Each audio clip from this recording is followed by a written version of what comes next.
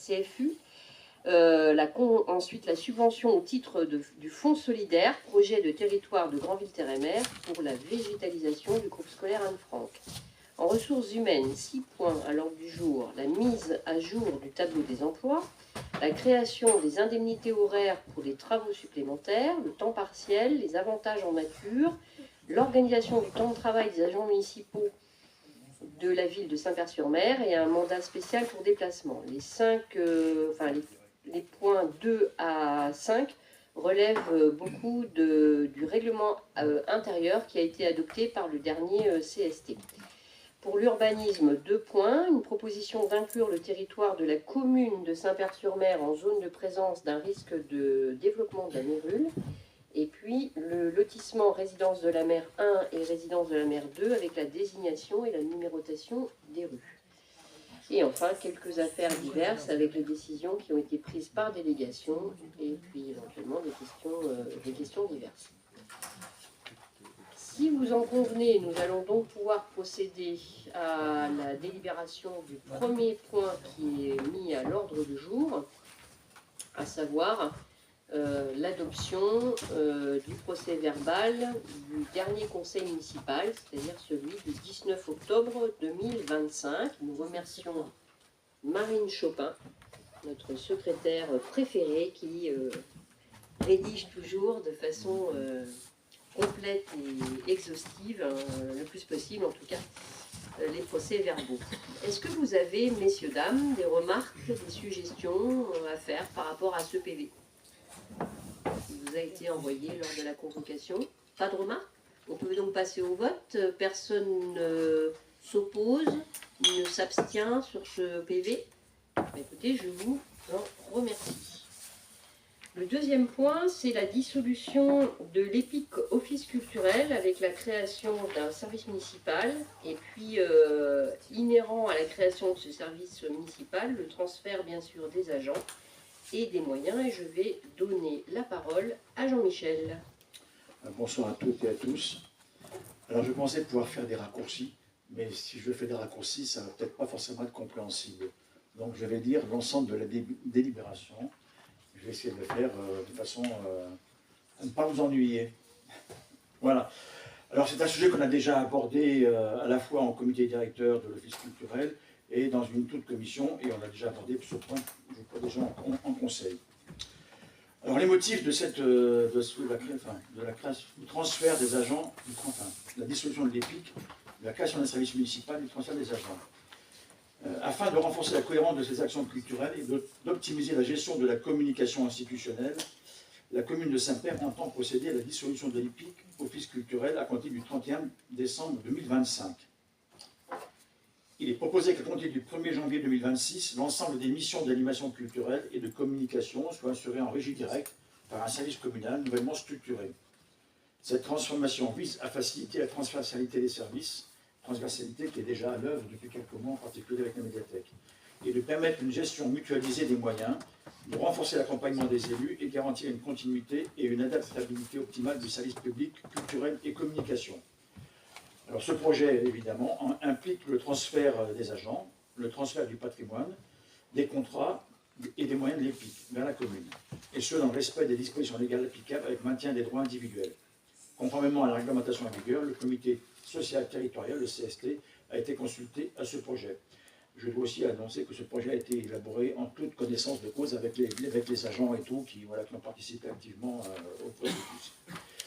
L'organisation proposée, à la compter du 1er janvier 2026. Donc on aura d'abord la dissolution de l'EPIC au 31 décembre, la création d'un service culturel et communication rattaché à la direction générale des services au 1er janvier 2026, le transfert des agents employés sous contrat de droit privé conformément à l'article L1224-1 du Code du travail, réintégration, alors donc ça concerne Ludivine Le Tortois et Elisa Dreux, d'accord, et la réintégration dans les effectifs communaux des agents mis à disposition, ça concerne Jérôme Lelandais et Claude Dubois. Intégration à la commune de l'ensemble des biens mobiliers, contrats et engagements de l'EPIC, il y en a quelques-uns.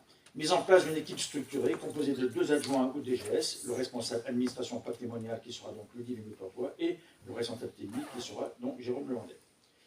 d'un programmateur culturel qui a été recruté il y a à peu près une dizaine de jours, d'un responsable communication et d'une équipe en charge de la régie technique. Rédaction de nouvelles fiches de poste adaptées aux nouveaux besoins et à la transversalité du service. Ensuite, création d'une commission extra-municipale, c'était un des points clés du transfert, intégrant des personnes du monde associatif local, des professions du tourisme, de la culture, du patrimoine.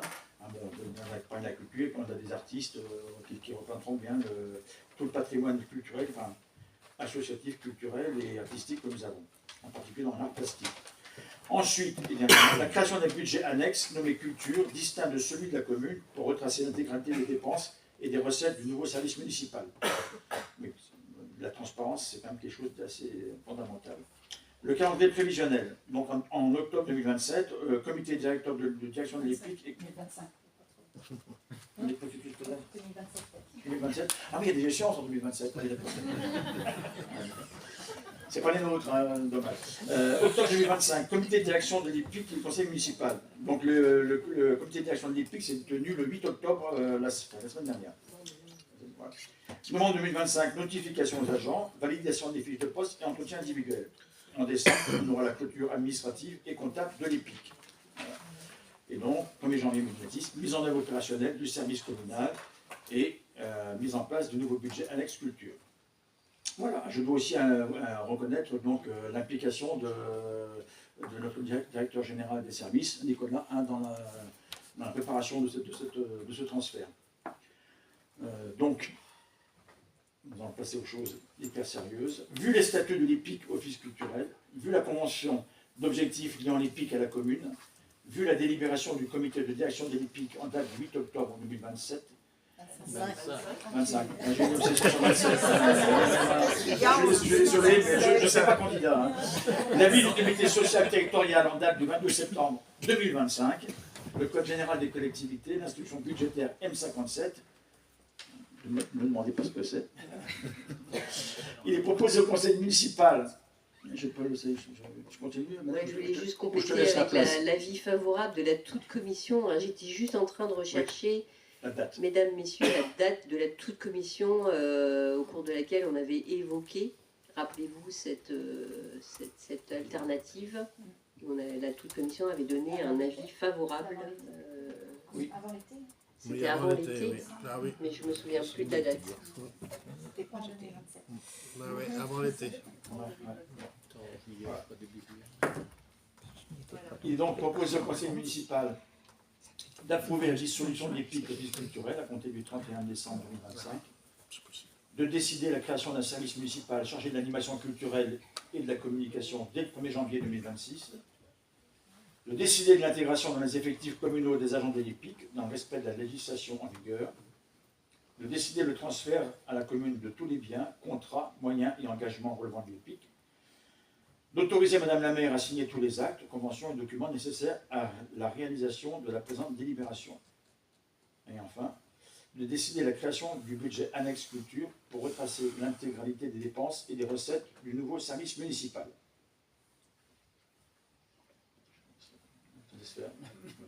Non, mais maintenant, c'est peut-être à vous si vous avez des questions ou des remarques à formuler. Transfert des personnels qui sont actuellement, elles sont au nombre de 2, hein, ça concerne Ludivine et Elisa, sous statut de droit privé, qui seront donc intégrés et deviendront des fonctionnaires, hein, avec tous les avantages aussi de ce statut-là par rapport à leur statut actuel. Évidemment, elles sont tout à fait d'accord et c'est quelque chose, comme l'a très bien dit Jean-Michel, la proposition qui vous est faite ce soir a été co-construite avec l'ensemble de l'Office culturel. On propose d'ailleurs sur l'appellation de garder le nom Office culturel, de l'appeler Service Office culturel, hein, pour la ville. Voilà, parce que c'est quelque chose qui est très bien identifié sur notre territoire. Ça nous semblait important de garder ça. Peut-être 2 mots, Rémi, sur la proposition aussi de créer un budget annexe. Oui, alors, juste petit rappel, c'était la toute commission le 2 juin 2025. Voilà, merci Rémi. Le budget annexe, oui, donc il y aura effectivement un budget annexe qui sera créé pour cet office culturel. Donc ça veut dire quoi? Ça veut dire que toutes les dépenses et toutes les recettes liées au fonctionnement de l'office culturel seront retracées dans un budget qui sera un budget annexe au budget principal. Et donc on pourra effectivement bien maîtriser, enfin connaître l'ensemble des recettes et des dépenses de ce service. Voilà, ça permettra, comme disait Jean-Michel tout à l'heure, une parfaite transparence des dépenses et des recettes du service office culturel. Et aussi un bon suivi et maîtrise des coûts, quoi. Enfin, parce que voilà, on saura exactement ce que nous avons engagé, dépensé et tout, ce qui est essentiel, quoi. Et je veux souligner aussi quand même que on travaille depuis plusieurs mois sur ce transfert, et quand même que tout s'est fait dans un excellent état d'esprit. Voilà, c'est quand même à souligner. Fait donc avec l'équipe qui est renforcée par le recrutement d'un technicien, alors donc centré sur la compétence programmation culturelle, mais pas que.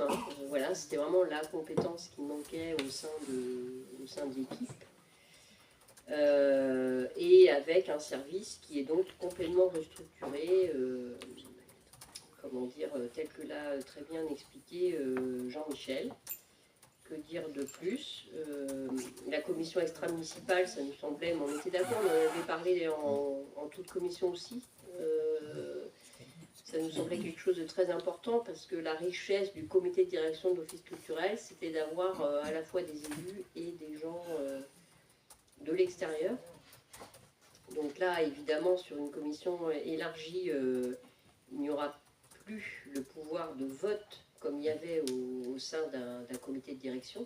Et pour autant, la commission devra tenir compte des avis qui sont formulés par les personnes qui viennent en plus élargir la réflexion et renforcer les compétences aussi au sein de la commission. Donc voilà, tout ça va dans un sens de renforcer la cohésion, s'il en était besoin, et aussi ce travail en transversalité qu'opère déjà l'office culturel avec l'ensemble des autres services. Oui, ça sera beaucoup plus fluide, en particulier quand pour les grands événements, quand on travaille à la fois avec la police municipale, avec les services techniques et autres, ouais, ça sera plus facile qu'on a à faire. Voilà, je ne sais pas si vous avez des questions ou des remarques, messieurs, dames. Est-ce qu'on... Annie? Oui, moi je veux dire que je n'étais pas d'accord au début de cette démarche, justement parce que il y avait dans les pics des personnes autres que nous les élus. Donc je suis très contente d'avoir été exaucée en ce qui concerne la commission extracommunale. Non, c'est, oui, comment on les appelle? Extracommunale, oui. Et dans la mesure où les personnels semblent être d'accord pour cette solution, je voterai pour, même si ce n'était pas ma position au départ. Merci. Ben, on va donc soumettre cette proposition au vote. Est-ce qu'il y a des personnes qui sont contre cette proposition ou qui s'abstiennent?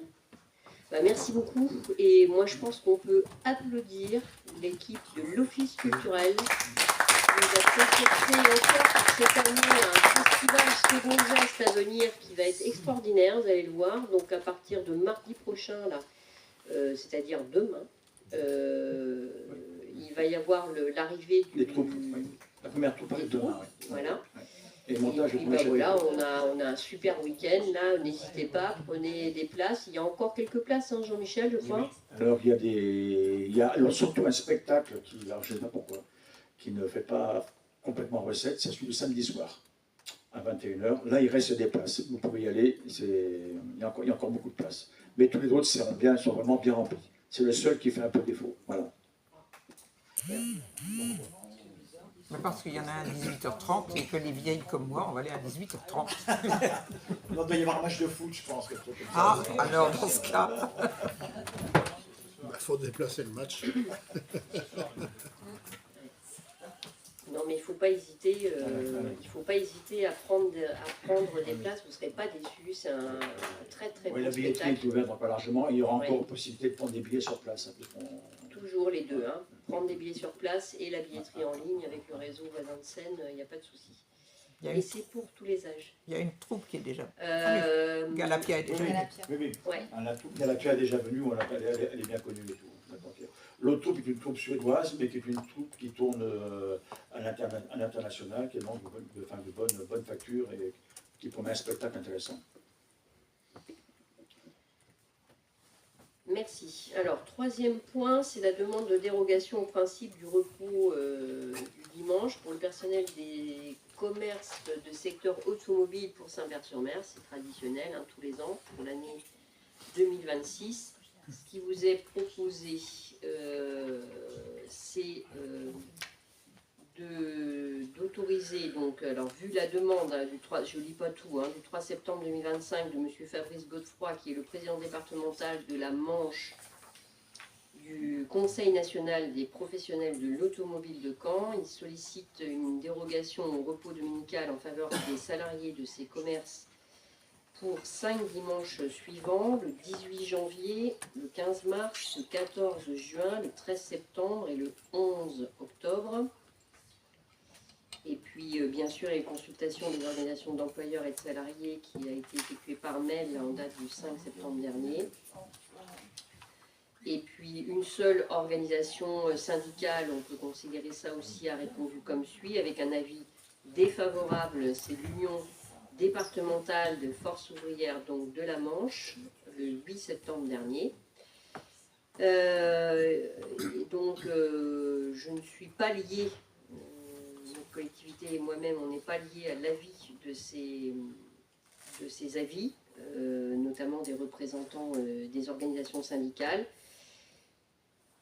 Dans tous les commerces de détail, on peut aussi considérer que, notamment ceux dont l'activité principale est la vente de denrées alimentaires, le repos hebdomadaire peut être donné sans autorisation préalable le dimanche à partir de 13 h. On vous propose d'accorder les 5 dimanches qui sont demandés. Les remarques, questions, débats sont ouverts.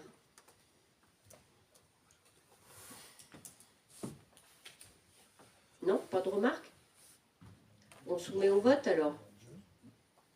Est-ce qu'il y a des personnes qui s'opposent à cette proposition? Thomas? Est-ce qu'il y a des personnes qui s'abstiennent? Annie et Annick? Très bien. Je vous remercie.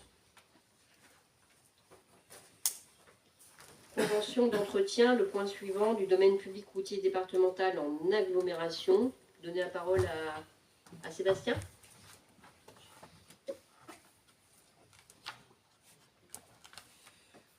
Donc,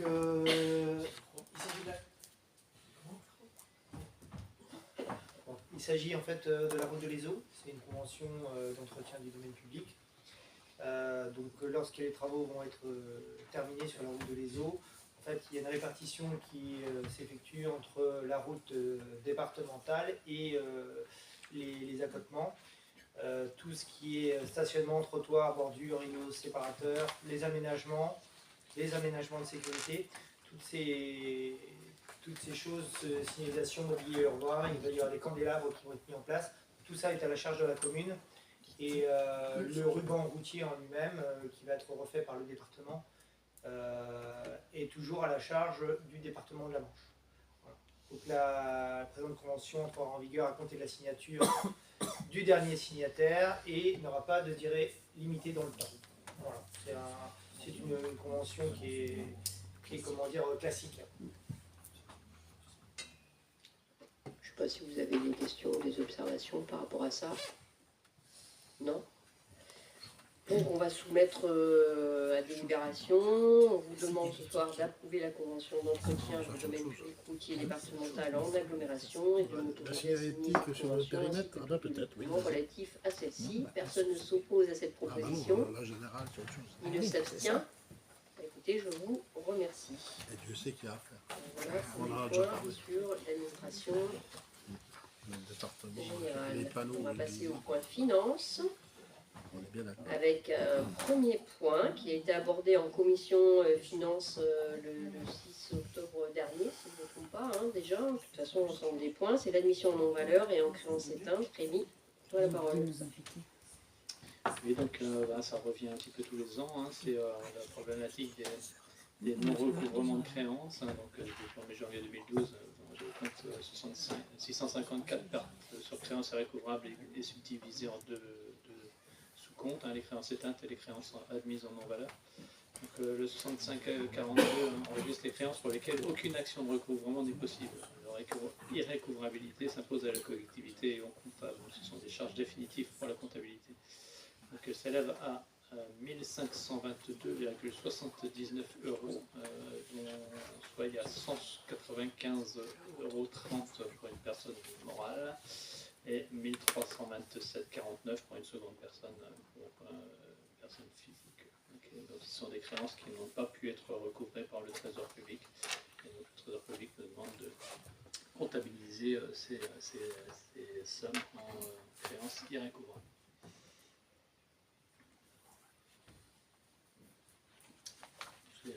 C'est récurrent, hein, malheureusement, de temps en temps, des gens qui n'arrivent pas à payer les créances, donc on est obligé de passer cette écriture. Je ne sais pas si vous avez des questions par rapport à ça.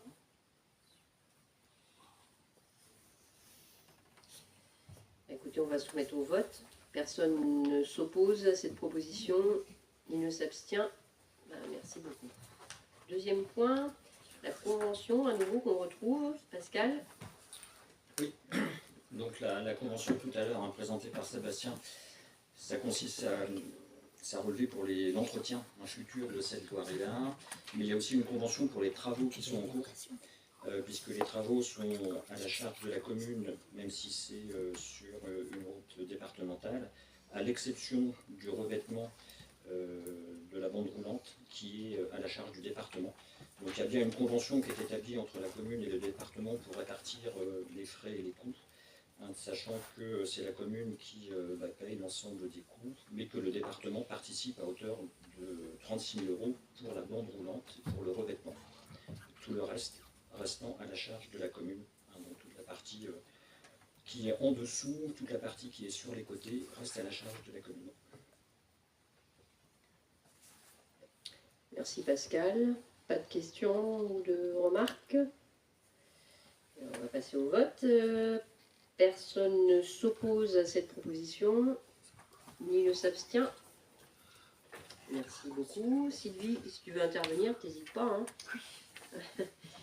Alors, le CFU, on va donner la parole à nouveau à Rémi. Peut-être, je crois qu'on a un petit support en plus. Hein, pour On a un petit support ça. pour vous expliquer un petit peu ce que c'est que le compte financier. Passage au compte financier unique. Donc voilà, on va passer donc au compte financier unique. Alors ça veut dire quoi? Donc c'est un document de synthèse qui va regrouper l'ensemble des opérations budgétaires et de trésorerie de la collectivité sur un exercice. Or, grosso modo, on va regrouper le compte de gestion et le compte administratif. Donc la base légale, c'est un décret de 2012, et puis ça devient obligatoire pour les collectivités qui sont passées au M57, ce qui est notre cas depuis 2 ans. Et de toute façon, ça va devenir obligatoire pour toutes les collectivités bientôt. Donc l'objectif, c'est de simplifier la présentation des documents budgétaires, d'améliorer la lisibilité des comptes et faciliter le pilotage financier, rapprocher les écritures ordinateur et comptable. Donc l'avantage, c'est d'avoir une vision globale et synthétique, une meilleure traçabilité des opérations et une harmonisation avec les pratiques du secteur privé. Donc la structure du CFU, donc, qui va regrouper un seul document, ce que je disais tout à l'heure, donc le compte de gestion, qui est établi aujourd'hui par le comptable public, qui vous est présenté en conseil municipal tous les ans, et le compte administratif qui est établi donc, par la collectivité. C'est notre compte administratif qu'on vote en conseil municipal également, et qui sont des documents qui retracent les finances de la collectivité et qui, heureusement, sont identiques. Donc au lieu d'avoir ces deux documents, il y en aura plus qu'un qui sera la synthèse des deux. Après, on a, c'est un petit peu illisible, hein, mais il y aura des informations qui seront dans ce document financier unique. En fait, c'est un document qui sera plus proche de ce qu'on connaît dans le privé, hein, c'est-à-dire que vous avez dans le privé un compte de résultat et un bilan, et bien là vous aurez également la situation patrimoniale qui sera dans ce compte fiscal unique. Le compte administratif, lui, il existait déjà, donc et dans le compte de gestion et dans le compte administratif, donc ce sera un seul document au lieu de deux. Et puis un certain nombre de documents annexes qui sont dans le compte administratif qui se retrouveront également dans le CFU. Donc c'est une mesure de simplification pour avoir qu'un seul document au lieu de deux. Donc ça c'est une application obligatoire, donc ce que je disais tout à l'heure pour les collectivités qui sont dans la nomenclature M57. Donc les régions, les départements, les communes et les EPCI de plus de 3500 habitants progressivement. Donc, les bénéfices attendus, c'est une fiabilisation des comptes, du gain de temps à terme et une meilleure information financière et une conformité réglementaire. Donc il n'y aura pas de bouleversement, mais c'est un seul document au lieu d'avoir deux documents aujourd'hui. Je ne sais pas si vous avez des questions par rapport à ça. Madame la maire s'éclipse.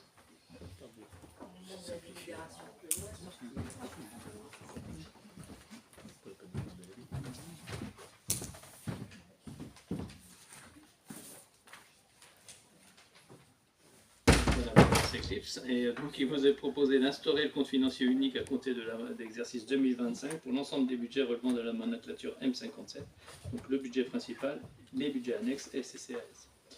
Donc le CFU se substitue au compte administratif et au compte de gestion. Est-ce qu'il y a des personnes qui sont... Est-ce qu'il y a des questions? Je répète, non, pas de questions. Est-ce qu'il y a quelqu'un qui est contre? Est-ce qu'il y a des personnes qui s'abstiennent? Merci beaucoup pour ce vote à l'unanimité. Je ne sais pas si quelqu'un peut dire à Madame la maire de le rester.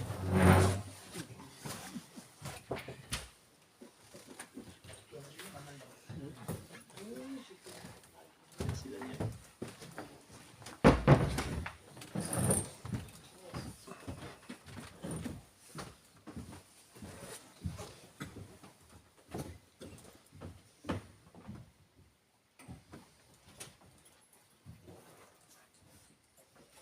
Merci.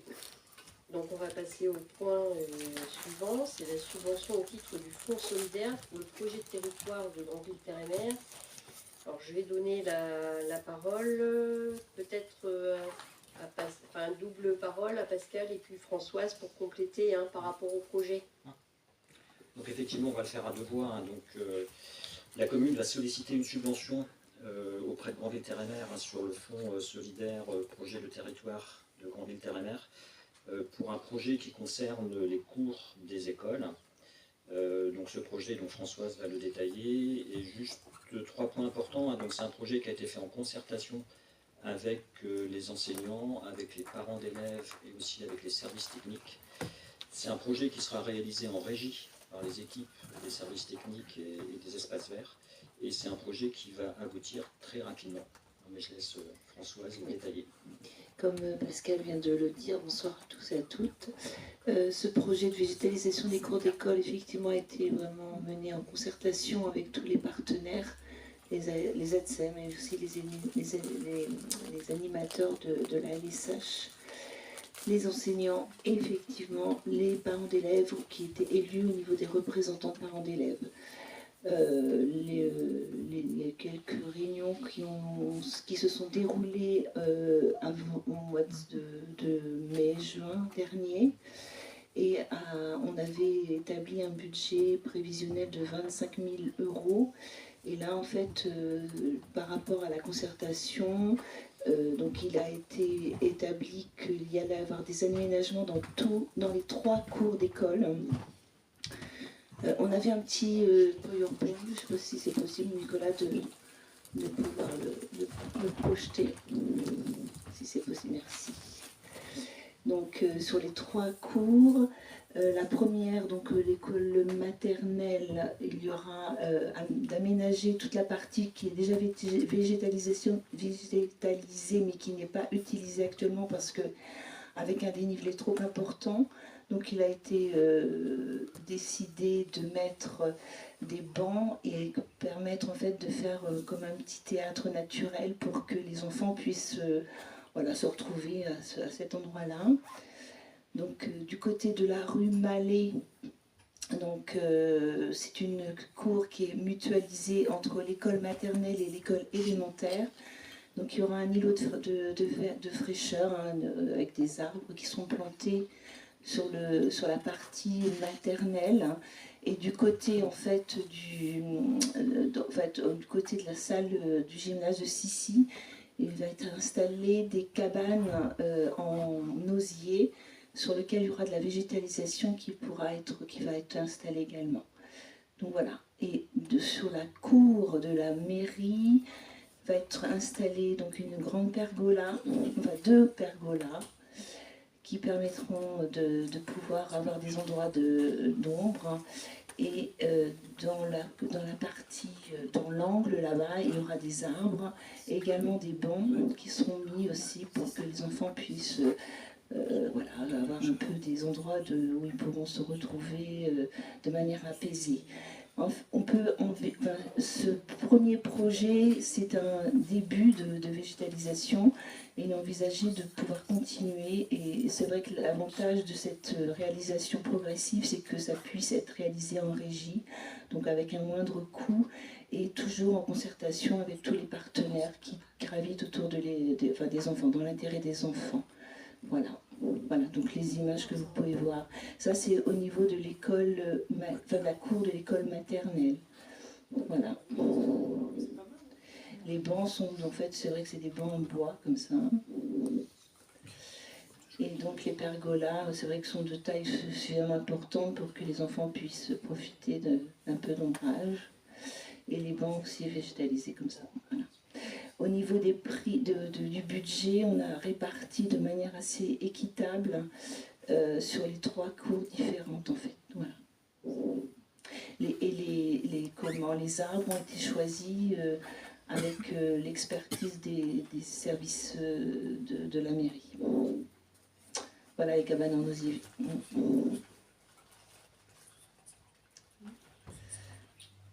Qu'est-ce que il y avait? Je pense qu'on a fait le tour de là. Et donc ces travaux vont être réalisés pendant les vacances les prochaines vacances scolaires là, de la Toussaint. Et juste pour compléter, hein, donc sur le coût estimé à 23 597 €, la commune va solliciter une subvention de 10 000 € auprès de Grandville Terre-et-Mer. À voir combien sera attribué, mais la demande sera faite à cette hauteur-là. C'est le montant maximum auquel on peut prétendre, nous, Ville de Saint-Père, auprès de Grandville Terre-et-Mer sur ce fonds solidaire. En fait, c'est l'ensemble des adultes qui ont participé à ce projet, y compris les ADSEM, les animateurs, qui étaient aussi associés au projet, toutes les personnes qui travaillent sur dans la sphère scolaire. Isabelle? On peut Et peut-être on peut rajouter remercier. un petit point, excusez-moi. Juste un petit point, en fait, ça s'inscrit toujours dans le projet en fait thème un territoire engagé pour la nature qu'on avait en fait souscrit et eu en fait, on a été nominé il y a 2 ans maintenant, donc c'est l'un des projets comme l'ABC, et comme le projet participatif, donc ça rentre vraiment dedans. Donc c'est vraiment un beau projet avec les enfants, les enseignants et les parents. Et c'est vrai qu'il faut vraiment prendre à cœur ce beau projet, quel qu'en soit en fait l'école en elle-même. Il y a toujours besoin en fait, on ne sait pas ce que va devenir l'école aujourd'hui, enfin il y a des travaux, l'école, les enfants sont toujours dedans pour le moment, et c'est vrai qu'aujourd'hui ils ont besoin d'endroits de fraîcheur, d'endroits en fait où ils peuvent jouer, peut-être un peu différemment par rapport aux années précédentes. Parce que ça, c'est vrai qu'il faut quand même le souligner. On ne joue plus au milieu d'une cour à jouer au foot. On cherche un petit peu les endroits pour jouer donc tranquillement à d'autres jeux un peu différents qu'on pouvait trouver il y a peut-être 4 ou 5 ans. Donc merci en fait, merci Françoise et merci à toute l'équipe. Je ne sais pas si vous avez des questions, des remarques, non? On peut passer au vote? Je vais poser toujours la même question. Est-ce qu'il y a des personnes qui s'opposent à cette proposition et qui s'abstiennent? Pardon. Merci beaucoup. Et merci à Jean-Frédéric Desvaches qui a beaucoup travaillé sur le projet, qui a fait des propositions notamment de mobilier, des espaces verts aussi. Oui. Alors, on va passer au bilan RH avec la mise à jour du tableau des emplois. Ça, en général, vous savez, c'est le genre de truc qu'on adore. Et bien là, on a simplifié au maximum, figurez-vous. Parce que dans la délibération, vous avez juste la suppression des grades et donc le grade suivant qui vous est proposé, qui concerne le poste de Madame Gaëlle Julien, qui a démissionné, qui a quitté définitivement la collectivité. Elle était donc rédacteur principal première classe et pour la mise à jour de ce tableau des effectifs, on vous propose de supprimer ce grade et de modifier le tableau donc, qui est annexé avec cette délibération. Personne ne s'oppose à cette proposition, ne s'abstient, écoutez, merci. Deuxième point, c'est la création des indemnités horaires pour travaux supplémentaires. Alors, je tiens à dire que l'ensemble des délibérations qui vont suivre ont été travaillées finement dans le cadre de l'élaboration d'un règlement intérieur par l'équipe du CST qui est composée à la fois d'élus et de personnel représentant les agents de la collectivité. Et je vous propose, si vous en convenez, de donner la parole à monsieur le DGS pour nous soumettre ces différentes délibérations ce soir. Et puis bien sûr, on pourra compléter et poser toutes les questions qu'on souhaite. Merci Nicolas. Merci Madame la maire.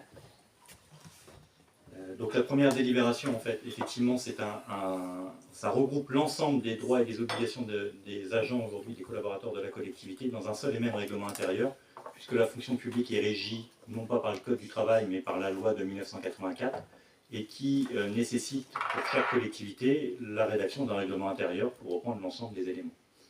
Il y a beaucoup parmi les délibérations que vous allez avoir à voter, les éléments sont déjà en place, mais le règlement intérieur n'avait pas été validé et les délibérations sont normalement, avant mise en place, soumises à l'approbation du conseil municipal, parce qu'il peut y avoir des choix, notamment sur certaines décisions qui vont vous être proposées.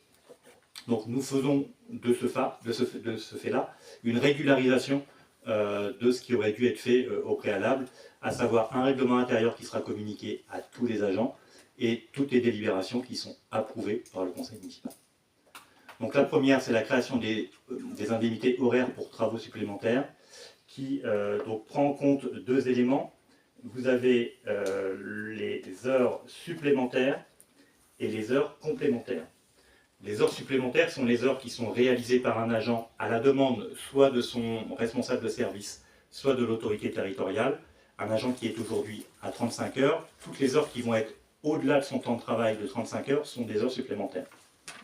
Vous avez également des agents qui, eux, sont à temps non complet, donc des agents qui ne sont pas à 35 heures, dont leur temps de travail varie, peut être entre 28 et 35 heures.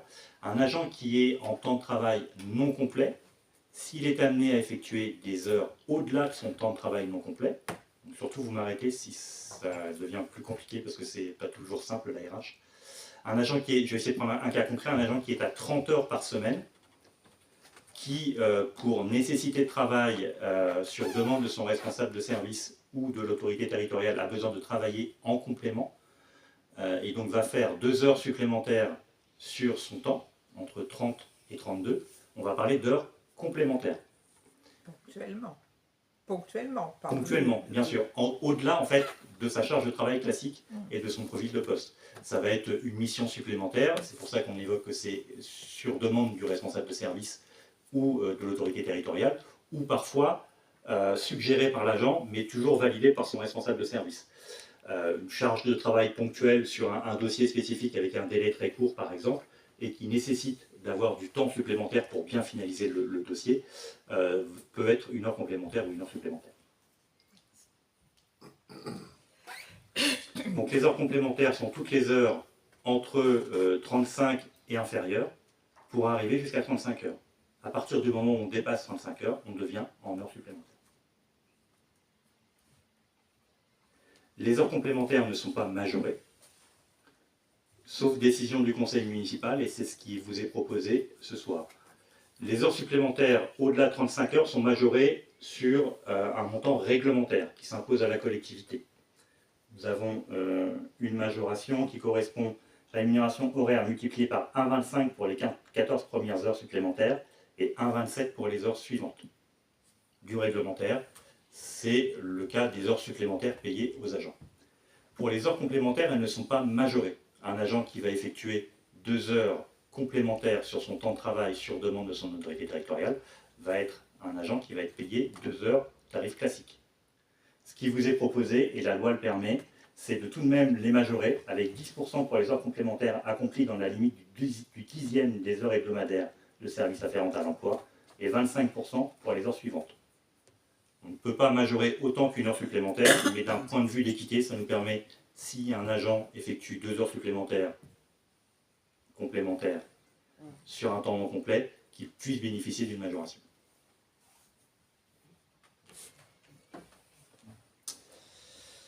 Et il y a donc les heures complémentaires, les heures supplémentaires et le repos compensateur, puisque les heures supplémentaires ne sont pas obligatoirement payées, c'est au choix de l'autorité territoriale de décider si l'heure sera récupérée ou si elle sera rémunérée, en fonction des nécessités de service et en fonction de la capacité budgétaire également.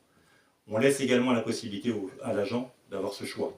Un agent qui va faire des heures supplémentaires, certains préfèrent on peut proposer le paiement, mais certains vont préférer choisir le repos compensateur. Donc le repos compensateur, lui, n'est pas non plus majoré. Du lundi au samedi, 1 heure supplémentaire ou complémentaire équivaut à 1 heure de récupération. Par contre, vous avez la possibilité d'approuver que pour les dimanches et jours fériés, 1 heure supplémentaire ou complémentaire équivaut à 1h40 de récupération. Et la nuit, 1 heure supplémentaire ou complémentaire équivaut à 2 heures de récupération. C'est la proposition qui vous est faite, de manière à respecter le cadre légal du travail, les 1607 heures, et la réglementation qui permet cette majoration de temps de récupération uniquement dimanche et jours fériés et la nuit.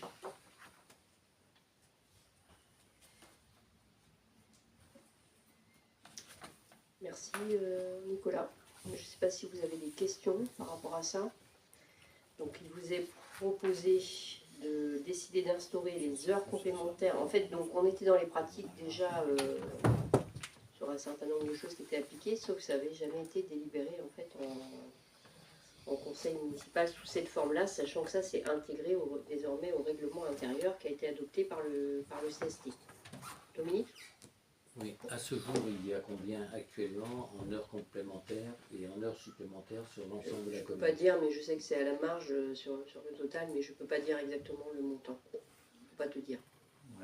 En volume, je ne vais pas non plus pouvoir vous répondre, mais c'est vraiment à la marge en termes d'heures supplémentaires. Je dirais qu'on a ponctuellement, on va avoir les heures supplémentaires, notamment du 13 juillet, du 13 animé.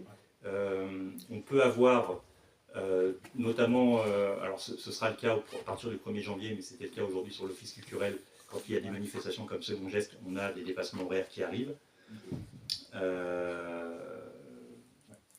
Voilà. Après, ponctuellement, on peut avoir quelques dépassements horaires sur la police municipale, notamment sur la période estivale, généralement qui sont des heures récupérées. Et très rarement, au niveau du secteur administratif, quelques dépassements horaires. Mais ça reste à la marge. Daniel ? Oui, on aborde un sujet à la lecture de toutes ces feuilles. Il y a eu un CST où j'étais absent.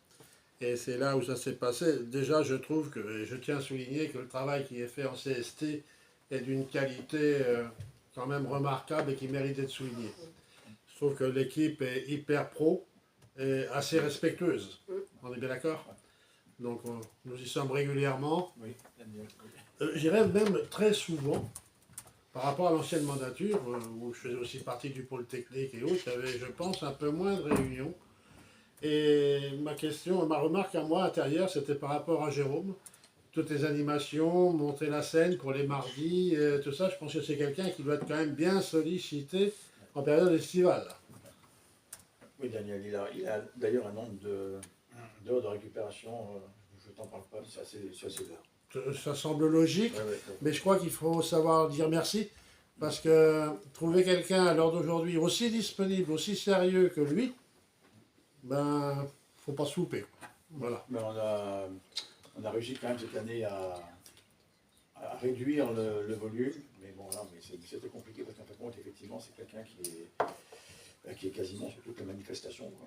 Bon, il y en a sûrement d'autres, mais c'est celui-là qui visuellement me revient le plus vite. On ne va pas faire autrement. Et comme ils vont intégrer le personnel communal, Claude aussi, est pareil, pas peut-être un peu moins, mais quasiment dans le même cas. Et vraiment, franchement, très sincèrement, ils font ça avec une énergie, une volonté, et, un sens du service que je trouve assez remarquable. Ouais. complètement. Bon, ça, je tenais à intervenir là-dessus. Jérôme, il est mis à disposition, hein, l'office culturel, les personnels communal, Jérôme et Claude également.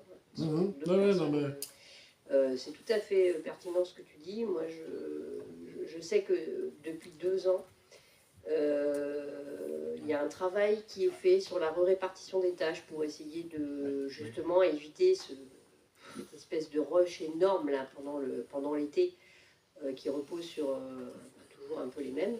Même si ça tourne avec une équipe élargie au niveau des services techniques municipaux, hein, qui viennent quand même compléter aussi beaucoup au niveau technique pour monter, démonter, enfin voilà. Voilà, et je pense que le fait de municipaliser le service va permettre de travailler encore plus dans la transversalité et de répartir encore mieux les tâches. Je pense qu'il faut aussi souligner l'intelligence de la programmation qui essaye de faire des propositions qui nécessitent moins de présence des techniciens entre le mois de juillet et le mois d'août, sur les fanfares par exemple, où on a moins de besoins, puisqu'on ne monte plus et on ne démonte plus tous les mardis, tu vois. Des choses comme ça, il faut travailler en bonne intelligence pour essayer de trouver comment on peut rénover, relancer une programmation culturelle et en même temps permettre aux agents de pouvoir aussi prendre des congés et pas seulement sur des périodes en dehors de l'été, parce qu'il n'y a pas de raison que ces gens-là ne puissent pas avoir aussi des congés pendant les vacances, parce qu'ils ont des enfants, enfin voilà. Donc on essaye de trouver l'équilibre, et là, oui, le travail qui est mené en CST permet aussi ça, notamment au niveau de l'élaboration de ce règlement intérieur.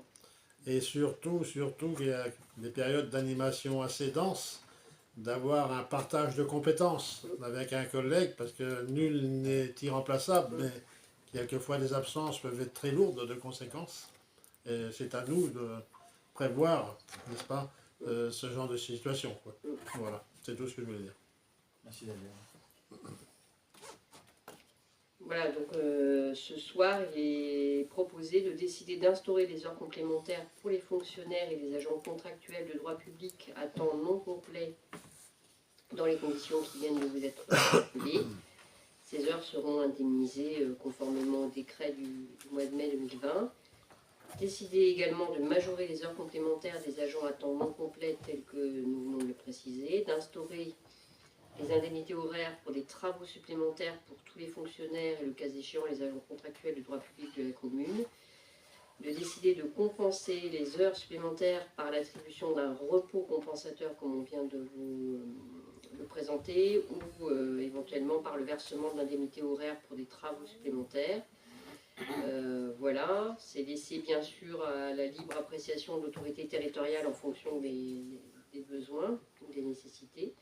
De majorer le cas échéant dans les conditions de la circulaire du 11 octobre 2002 relative au nouveau régime indemnitaire des heures et travaux supplémentaires dans la fonction publique territoriale, le temps de récupération dans les mêmes proportions que celles fixées pour la rémunération. Donc une majoration de nuit, les dimanches ou les jours fériés qui est instaurée, 100% pour le travail de nuit et 2/3 pour le travail des dimanches et des jours fériés. Et enfin, de charger l'autorité territoriale de procéder au mandatement des heures réellement effectuées. Personne ne s'oppose à cette proposition, ni ne s'abstient. Bah, écoutez, merci, et merci pour eux.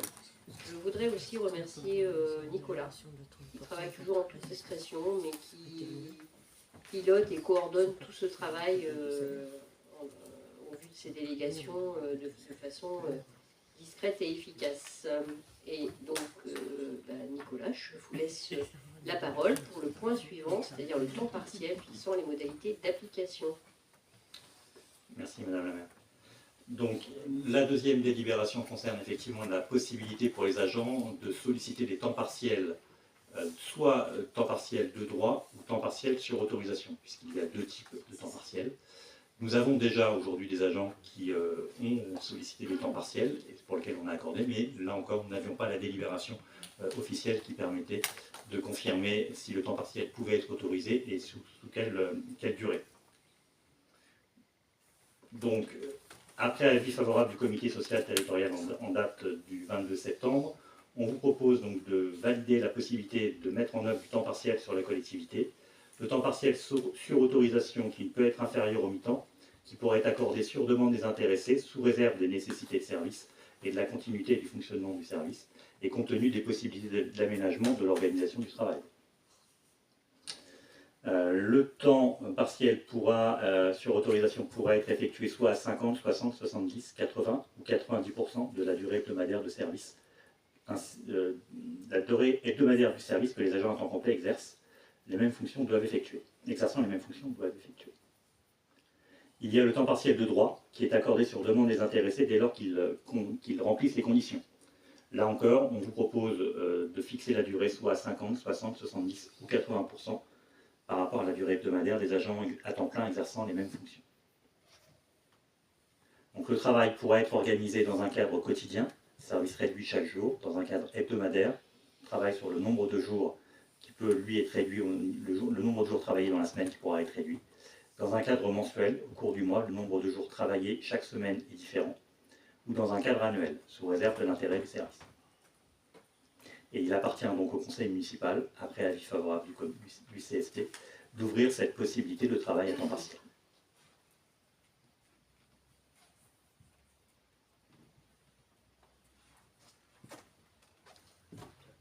Alors, je ne sais pas si vous avez des questions. N'entre pas dans ce cadre-là les mi-temps thérapeutiques, enfin les mi-temps, pas forcément les mi-temps d'ailleurs, thérapeutiques et autres. Non, le mi-temps thérapeutique, c'est vraiment que sur demande du médecin traitant, après avis du médecin de prévention, et qui s'impose également à la collectivité. Un agent peut bénéficier d'un mi-temps thérapeutique sur une année complète, sous réserve effectivement qu'on ait un avis médical. Donc là, on a rien à dire.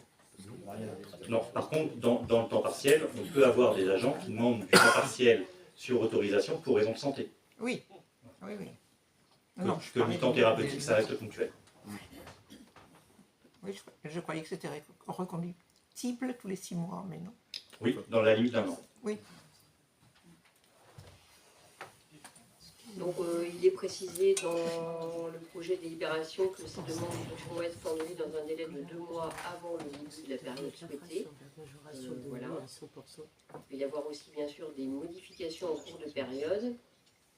Les demandes de modification des conditions d'exercice du temps partiel pourront intervenir à la demande des intéressés, toujours dans un délai de 2 mois avant la date de la modification souhaitée, et à la demande,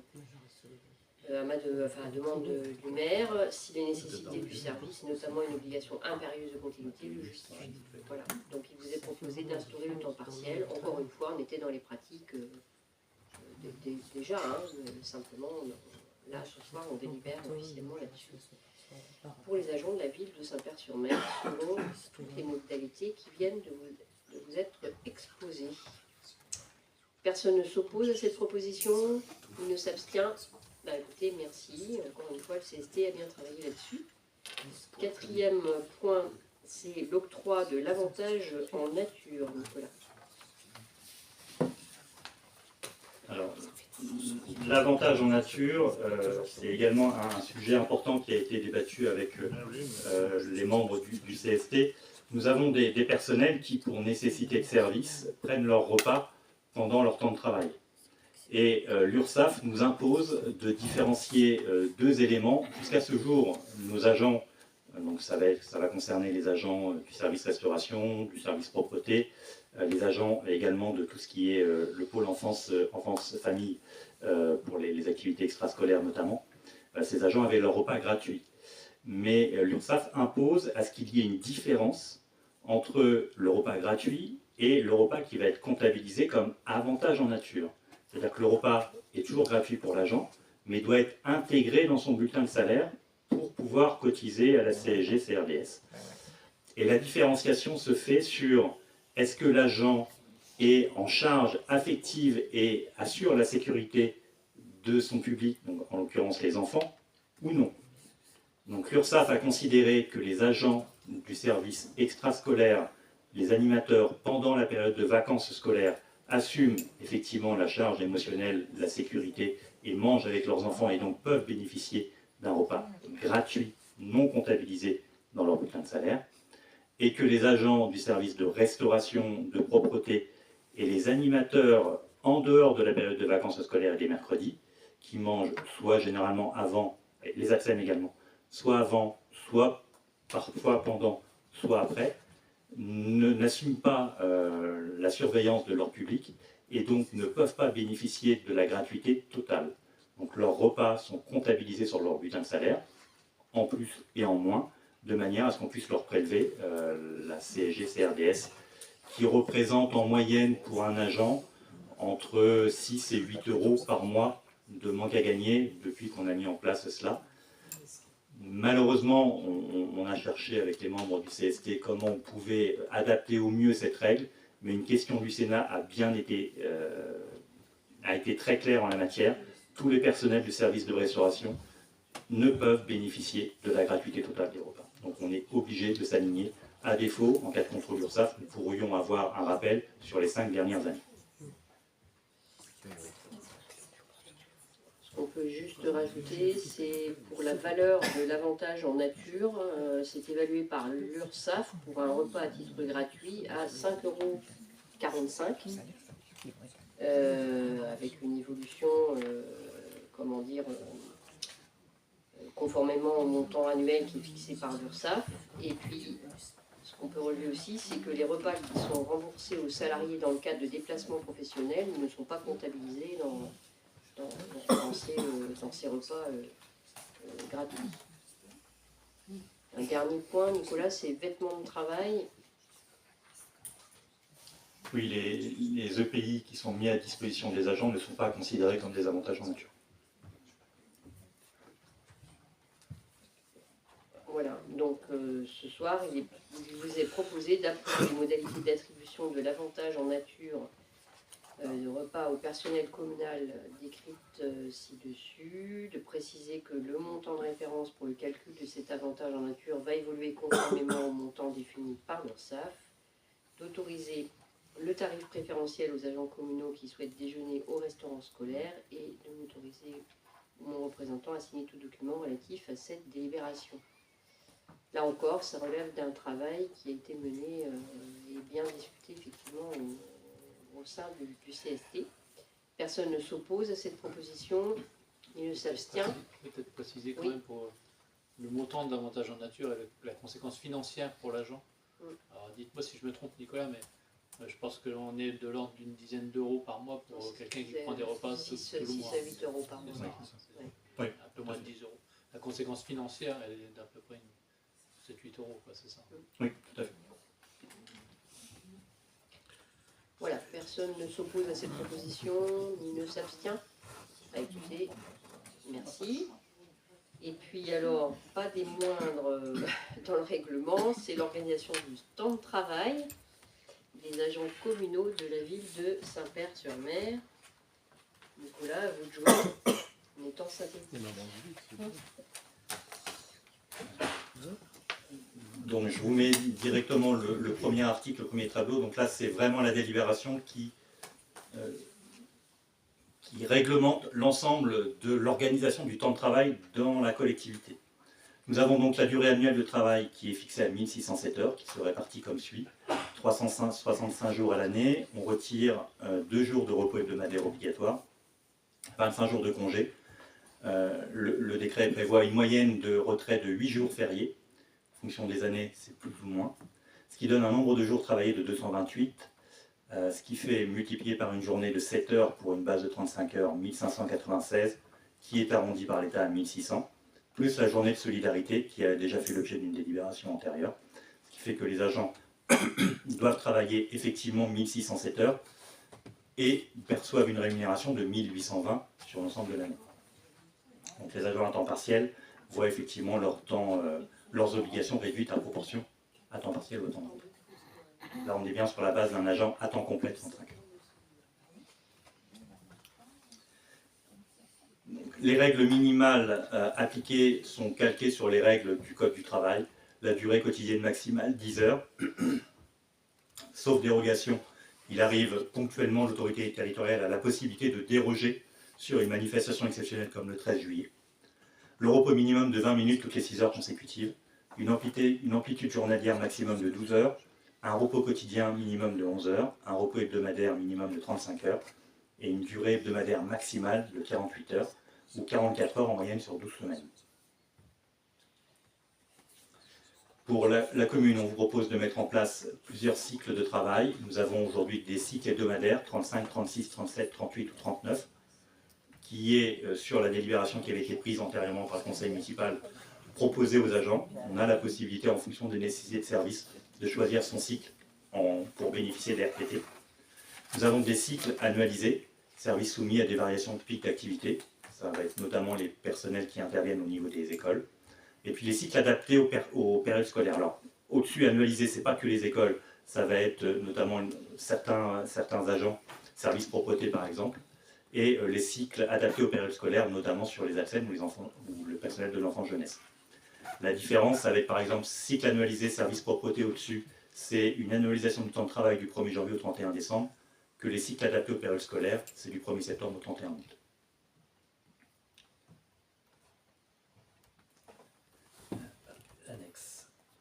Donc voici l'annexe 1 qui était dans les documents, qui reprend les dispositions générales au niveau des règles qui sont applicables à tous les agents, le respect du cadre légal, les cycles de travail, les plannings qui sont mis en œuvre, donc toutes les règles concernant la mise en place du temps de travail sur l'ensemble de la collectivité. Et chaque cycle de travail est piloté par le responsable du pôle et bien sûr en accord avec, travailler avec les agents qui travaillent dans tel ou tel service ou regroupement de services. Hein. Alors parfois ça peut être commencé un peu plus tôt et terminé pour le coup plus tôt. Enfin, c'est en fonction des besoins en fait, de chaque service. Dans l'annexe, vous avez détaillé l'ensemble des cycles par pôle. Donc, ce sont des cycles qui sont aujourd'hui en service. Vous avez la modalité de gestion pour tout ce qui est absence, congé maladie, congé annuel, formation, temps partiel thérapeutique et grève. Pour tout ce qui est congé maladie, congé annuel, formation, c'est imputé forfaitairement sur la base de la durée quotidienne de 7 heures. Temps partiel thérapeutique et grève, c'est du réglementaire. Le cas particulier, pour tout ce qui est voyage scolaire avec nuitée, nous sommes basés là encore sur une question du Sénat qui préconisait de mettre 3h30 rémunérés avec une majoration de 50% week-end et férié. Le contrôle du temps de travail est mis en œuvre. Chaque agent est responsable du décompte quotidien de ses heures. Les responsables hiérarchiques assurent un contrôle mensuel des temps effectués. Le service RH réalise un bilan annuel. Et en cas d'écart répété, l'agent pourrait être convoqué par son responsable hiérarchique pour régularisation.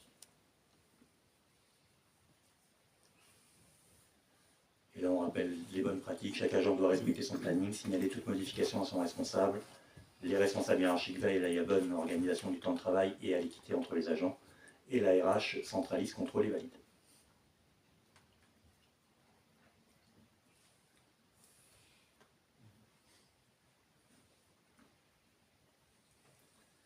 Donc l'annualisation du temps de travail permet de définir des cycles différents en fonction des périodes.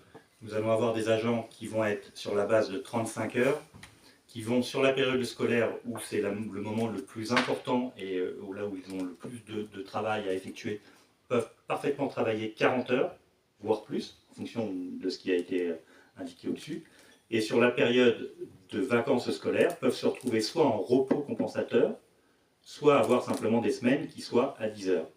Mais le fait de les annualiser, ils vont être rémunérés du même montant de temps de travail sur l'ensemble des mois, de manière à ne pas les pénaliser et d'avoir des hausses et des baisses de salaire très importantes.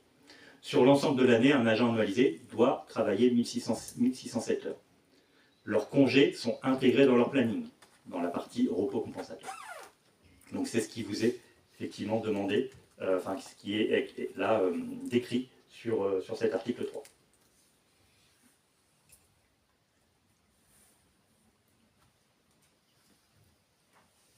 Donc dans l'annexe, on reprend le principe général de l'annualisation, la rémunération du temps de travail. Donc les agents sont rémunérés sur une base de 1820 heures par an, mais doivent réaliser uniquement 1607 heures de travail effectif. L'écart correspond donc du coup au congé annuel, les jours fériés et les repos hebdomadaires. On précise que les congés annuels ne s'ajoutent pas en plus pour les agents annualisés, puisqu'ils sont déjà intégrés dans leur planning, et qu'ils ne peuvent pas être déposés sur un CET, puisque leurs congés sont intégrés également dans leur planning.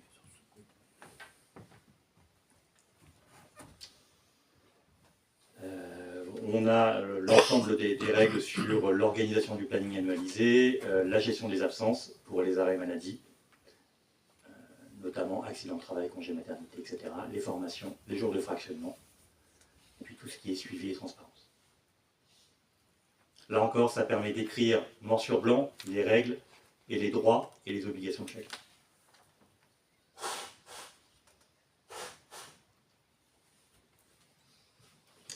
L'article 4, c'est l'aménagement du temps de travail sur lequel le conseil municipal a déjà délibéré, qui permet d'avoir donc les cycles hebdomadaires à 35, 36, 37, 38 ou 39 heures.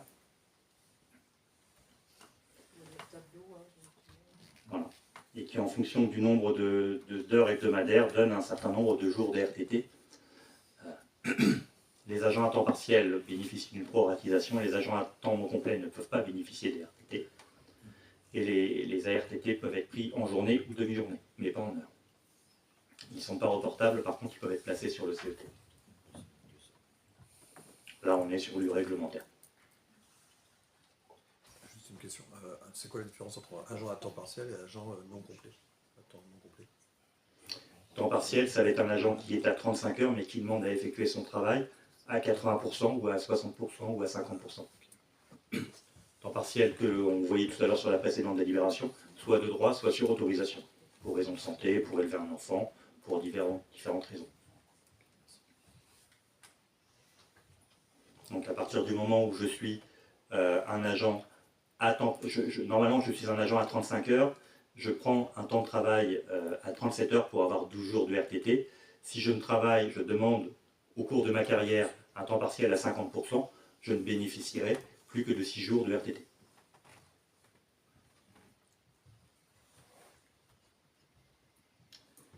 Rappel également dans le temps de travail tout ce qui est pause et temps de restauration. Donc une pause de 20 minutes est accordée toutes les 6 heures consécutives de travail, qui est considérée comme du temps de travail. Et la pause méridienne est de minimum 45 minutes, entre 11h et 14h, et là ce n'est pas du temps de travail effectif.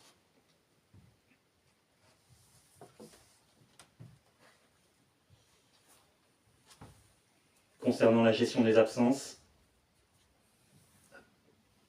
nous avons donc le décompte de tout ce qui est absence et situations particulières, absence assimilée à du temps de travail effectif, les congés annuels, maternité, paternité, adoption, mandats électifs, mandats syndicaux, formation professionnelle, et les absences qui réduisent le droit à RTT, puisque si je suis un agent avec un cycle de travail hebdomadaire à 37 heures, mais que j'ai des arrêts, cela vient déduire, puisqu'on comptabilise un temps forfaitaire de 7 heures pour un arrêt maladie, cela vient déduire mon droit à RTT.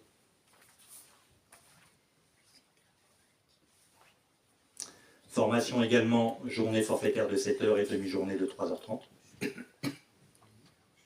Si la formation a lieu sur un jour non travaillé, notamment pour les agents en temps annualisé, il y a une compensation. Grève retenue proportionnelle en fonction du temps de grève.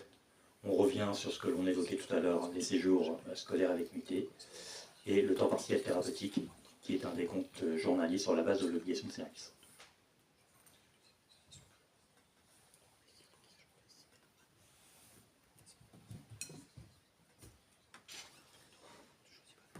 Il est donc aussi demandé, et c'est obligatoire depuis le 1er janvier 2022, de supprimer tous les régimes dérogatoires. Il y a peut-être connaissance que dans la fonction publique antérieurement, il y avait des collectivités qui avaient pu valider des régimes dérogatoires aux 1607 heures, et donc les agents travaillaient moins de 1607 heures, ce qui n'est plus possible aujourd'hui. La journée de solidarité reste régie par la délibération du 15 mars 2024, qui donc est intégrée aux 1600 heures, c'est 1600 plus 7, et elles doivent être, cette journée de solidarité est effectuée par les agents. On leur laisse la possibilité soit de travailler plus de façon hebdomadaire, soit de réduire une journée de RTT, soit de réduire une journée de congé, soit de faire 7 heures supplémentaires non rémunérées.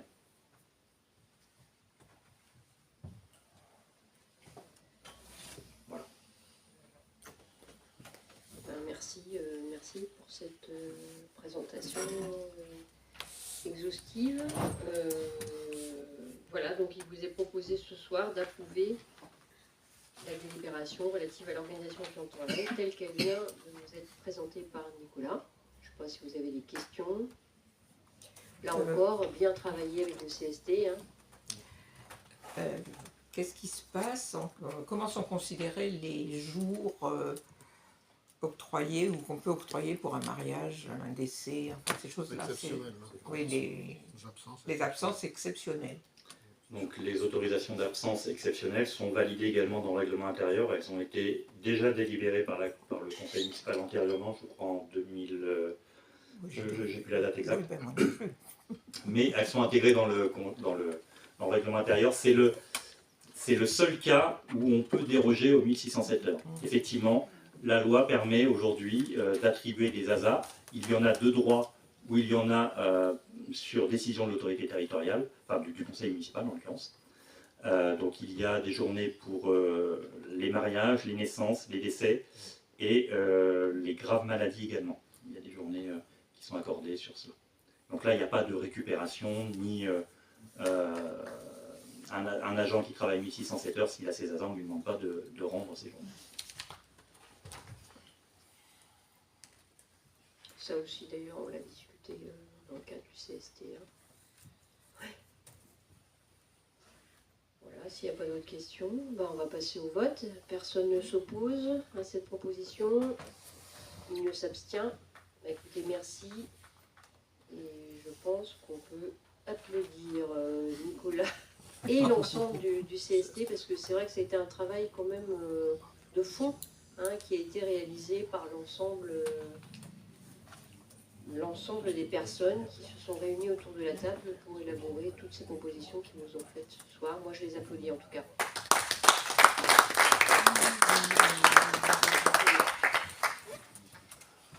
Alors, mandat spécial pour déplacement. Dans le cadre de l'exercice de nos mandats d'élus, on peut être appelé à effectuer des déplacements sous certaines conditions, en France comme à l'étranger. Là, ce soir, c'est la traditionnelle délibération qui vous est soumise pour aller participer au congrès des maires de France, qui aura lieu au mois de novembre. J'ai plus en tête les dates. La semaine du 17, 18, 19. Voilà. Et donc, moi, je vous sollicite, ainsi que Françoise, ici présente, pour nous autoriser à être remboursés de quelques frais occasionnés par nos déplacements dans le cadre de cette participation au Congrès des maires de France, organisé par l'Association des maires de France. Donc, il est proposé au Conseil municipal de conférer le caractère de mandat spécial au déplacement au Congrès des maires à Paris, pour moi et pour Françoise Passé-Gaspari, de décider de procéder à la prise en charge des frais liés à ce mandat spécial par paiement direct, alors à hauteur des seuils, hein, je n'ai plus en tête d'ailleurs, Nicolas, les seuils. Il y a des seuils maximum autorisés, hein, de toute façon, on va les remplacer. Il y a le déplacement en train et puis la nuitée. J'ai plus en tête les seuils. De mémoire, la nuitée, c'est 120 € pour, en région parisienne. Voilà. C'est pas très Et élevé. puis de préciser les dépenses qui concernent les frais de transport en prenant soin de choisir Pour les les modes de ponts, ça va. déplacement disponibles et moins onéreux, le train, là en l'occurrence, deuxième classe. Voilà. Les frais d'hébergement et de restauration sur la période concernée par cette manifestation et de m'autoriser ou mon représentant à signer tout document afférent à cette délibération. Voilà. Personne ne s'oppose. Non, on ne paie pas les tailleurs Chanel. Hein. Pardon? On ne paie pas les tailleurs Chanel. Hein. Ah non? Même ceux à je ne sais pas combien de milliers d'euros? Voilà. Bah mince alors. C'est pas pas de note utile de de mettre frais ça comme au ça PV, monsieur. Personne ne s'abstient non plus sur cette proposition. Bah merci. Merci pour le. Alors, Juste- on va passer au- Excusez-moi, Madame la maire. Ouais, Juste je une t'en prie. remarque sympathique. 120 €, les hôtels parisiens se font rares. Oui, Je pense qu'il faudrait peut-être penser à réévaluer ce plafond.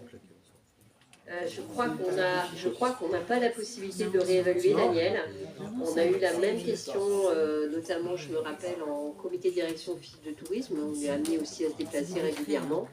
Et non, en fait, c'est très encadré. Il y a des seuils. Et donc là, on est au maximum autorisé. On ne peut pas Ok. déroger. Bon, bah. C'est comme pour les retraites, hein, les parents. Oui, non, ça c'est autre chose. Ouais, faut être busy. Et encore. Je suis allé souvent à Paris. Alors, Mais ça dépend dans quel hôtel tu vas aussi. plaisanterie mis à part, on va passer aux 2 points sur l'urbanisme. C'est d'abord la proposition d'inclure l'ensemble du territoire de la commune de Saint-Père-sur-Mer en zone de présence d'un risque de développement de la mérule. En fait, nous avons reçu un courrier de Monsieur le Préfet qui nous a signalé la présence de mérules dans certains secteurs sur notre commune. Et ensuite, comment dirais-je, la démarche, c'est de dire peut-être voilà, il faudrait l'inclure. Alors, est-ce qu'on reste sur les secteurs concernés ou est-ce qu'on étend à l'ensemble de la commune? On a eu une réflexion par rapport à ça. Finalement, on vous fait la proposition de l'étendre à l'ensemble de la commune, puisque de toute façon, ça met après dans l'obligation, au moment de la vente d'un bien, dans l'acte notarié, de préciser s'il y a de moindres soucis. Voilà, donc on s'est dit, c'est plus intelligent d'essayer de le mettre sur l'ensemble finalement du territoire, même si évidemment il n'y a que très peu de secteurs, c'est l'hypercentre du bourg de Saint-Père qui est concerné par ce maudit champignon. Qui peut, ma foi, occasionner des dommages structurels quand même assez importants, voire très importants. Donc on vous propose de proposer au service de l'État d'identifier l'ensemble du territoire de la commune de Saint-Père comme des zones potentielles de présence d'un risque donc de mérule. Voilà pourquoi cette proposition ce soir, suite au courrier qu'on a reçu, je ne sais plus quand. La date non plus, je ne sais pas si c'est marqué dans la ligne, je ne crois pas. Je sais pas si vous avez des questions par rapport à ça? Oui, c'est à titre informatif seulement. Ouais. On est bien d'accord.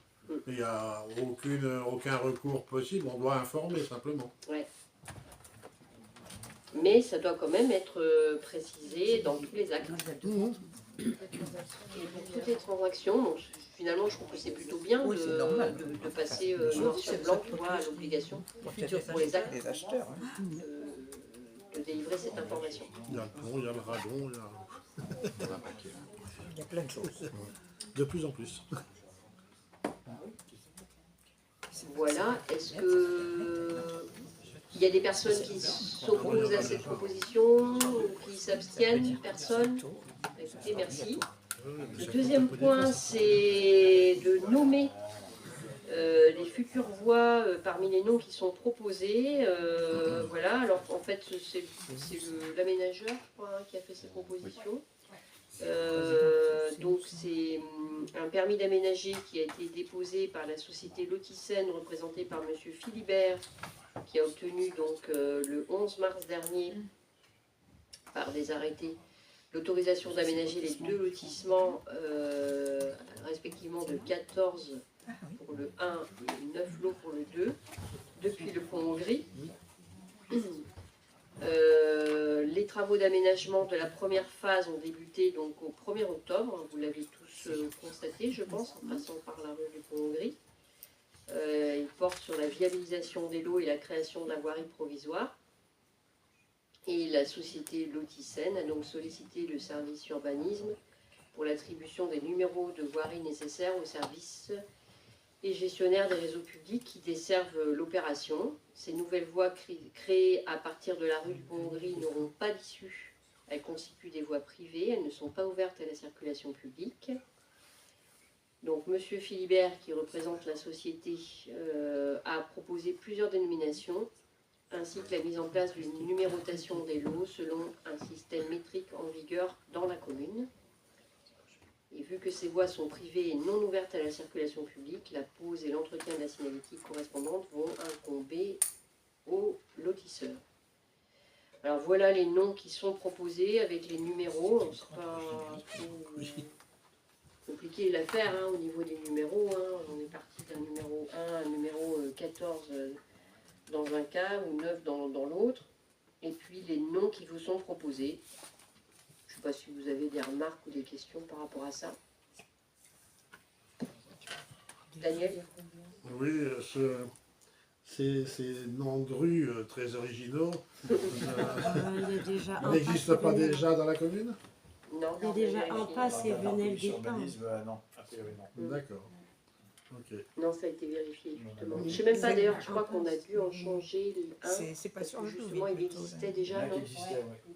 Je ne sais plus lequel c'était, mais il y avait un nom qui était proposé qui existait déjà, donc on l'a fait changer. Voilà. Ça semble un peu loin de la mer pour les embruns, la salicorne et les cubes. Est-ce qu'il y a des ajoncs par là-bas? C'est ce que c'est humide, je pense. C'est comme Oui. moi j'habite dans la rue des Saules et en fait il n'y a qu'un seul Saule dans la S'il y a rue. des Donc, pas. Donc c'est la rue du Saule. ouais, Non, je là, pense que c'est ça. voilà, c'est Ouais. juste une remarque. Ouais. Peut-être les embruns. Avec beaucoup de vent. Commune de bord de mer, donc voilà, ils ont choisi des noms assez bateaux. Oui, c'est bateau. Bon, ben voilà, je ne sais pas s'il y a des gens qui s'abstiennent ou qui s'opposent à ces propositions. Hein, Oui, on va choisir deux. faut choisir quoi? Deux noms? Ah oui. Il y en a que Les deux. deux figure-moi parmi les noms, pardon. Faut que je fasse un vote pour chaque. Oh non. Bon, alors c'est parti. Qui s'oppose aux embruns? Bah tiens, justement, tu peux t'exprimer, toi t'es contre. Ah non, Je suis plutôt pour les embruns parce que la salicorne, il n'y en a pas du tout. Et l'écume ici, c'est un peu loin. Les embruns, peut-être à la limite, quoi. Les embruns, et puis ça serait le premier choix. Ouais. Et alors le ajoncs. deuxième choix, ce serait Les quoi? ajoncs, c'est pas mal. Les ajoncs? Oui, parce que les pins ont été coupés. Les pins avec les chenilles Juste processionnaires, à on préciser que les pins qui ont été pour les garder un coupés, peu loin. il y avait eu une étude, parce que c'était une question qu'on s'était posée au moment de l'élaboration du PLUI, je me rappelle très bien, sur cette parcelle. Comment? Oui, tout à fait. Et donc on a demandé à ce qu'il y ait des, alors à la fois donc des personnes du GON qui viennent sur la parcelle pour observer la parcelle et voir s'il y avait une biodiversité, notamment avicole, qui était voilà, à préserver sur cette parcelle. Et on a aussi demandé à d'autres personnes d'observer la qualité de la parcelle, des bois, enfin des pins qui étaient là. C'est avéré que la totalité des pins était infestée par la chenille processionnaire de pin, parce que ça n'avait jamais été entretenu et que voilà, sur le pin c'est quelque chose de très très répandu sur notre territoire comme ailleurs malheureusement. Donc voilà, ça nous a fait réfléchir et remettre peut-être en question la préservation de ce bois. Au départ, on estimait devoir être préservé. Voilà. Et ensuite, à l'observation 2 fois consécutives par le GON, il s'est avéré qu'il n'y avait absolument aucun intérêt remarquable en termes de biodiversité sur cette parcelle-là. Et donc avec des arbres qui étaient très malades parce que très infectés par la chenille processionnaire.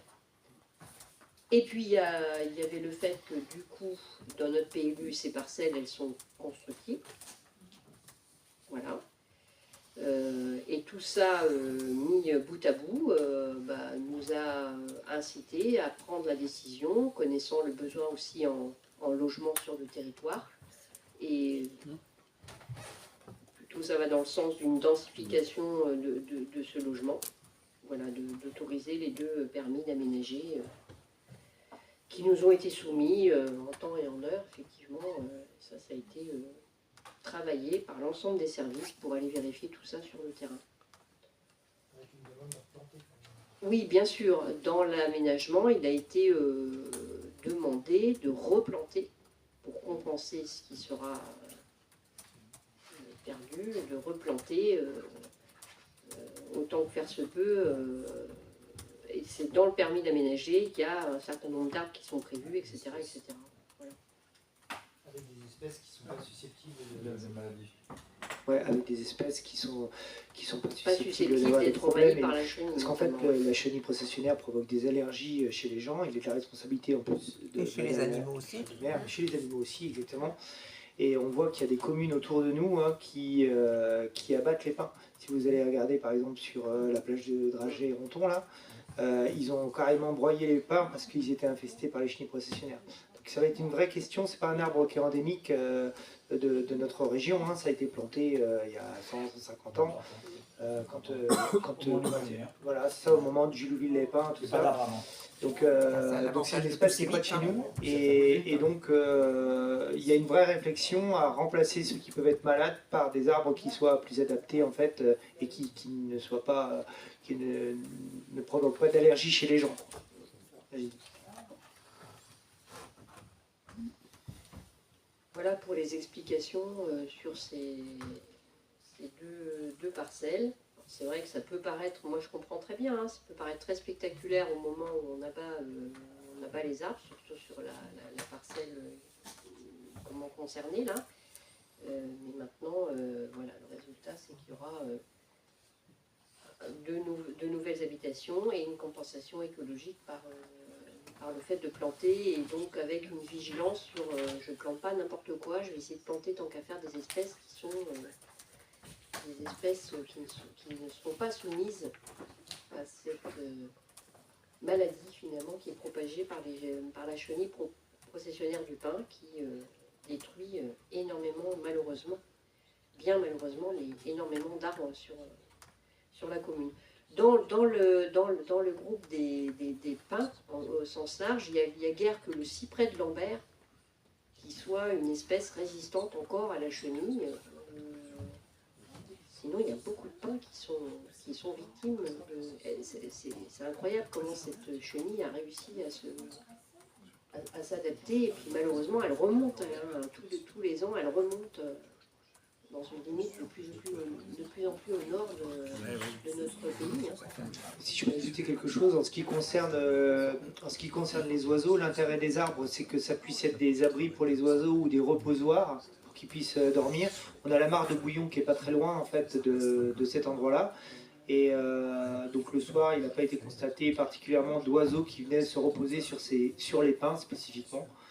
Voilà, c'était ça. On a demandé au GON et on a demandé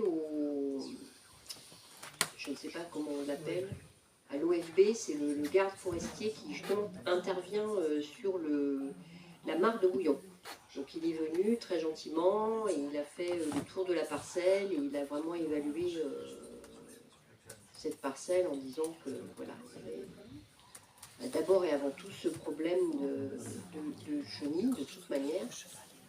Et puis aussi le fait que finalement, comme elle n'était pas du tout entretenue, elle ne représentait pas un intérêt écologique fort pour les espèces, notamment d'oiseaux.